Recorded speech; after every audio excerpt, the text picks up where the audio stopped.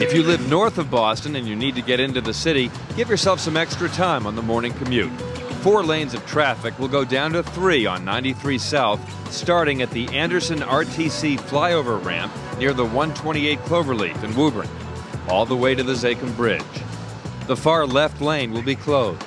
From this point into the city, 1 lane of travel will be taken up by that 24-hour emergency vehicle bus lane. That means no HOV lane from Somerville to Boston.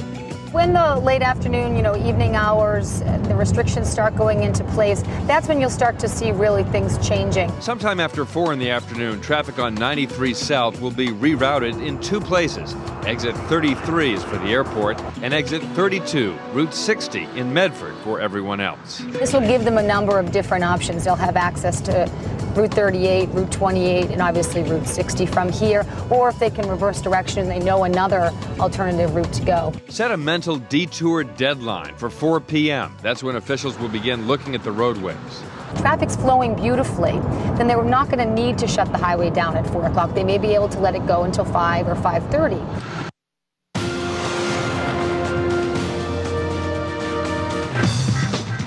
If you're coming in south of the city, don't expect the usual 5 lanes for traffic. Those folks coming from the South Shore will have 3 lanes to get into the city. The far left lane will be closed for emergency vehicles and buses only on 93 North starting in Braintree, and no HOV lane for carpoolers. When the convention creeps closer, expect some Democratic delays beginning sometime after 4 p.m., depending on how traffic is moving. To get to the city, you'll have to get off the highway at exit 20 in Boston. This will give folks access to I-90 East and I-90 West. The Mass Pike eastbound will take you to the North Shore and the airport. Mass Pike westbound will take you to Storrow Drive, Route 9, 128, I-95, and Interstate 495. They can use exit 20 to get down to Frontage Road, which will also bring them over locally to Nealon Street or to Atlantic Avenue. All of the on-ramps will be closed, starting at exit 8 Furnace Brook Parkway all the way to exit 20. You can get on 93 North heading away from the city in Somerville.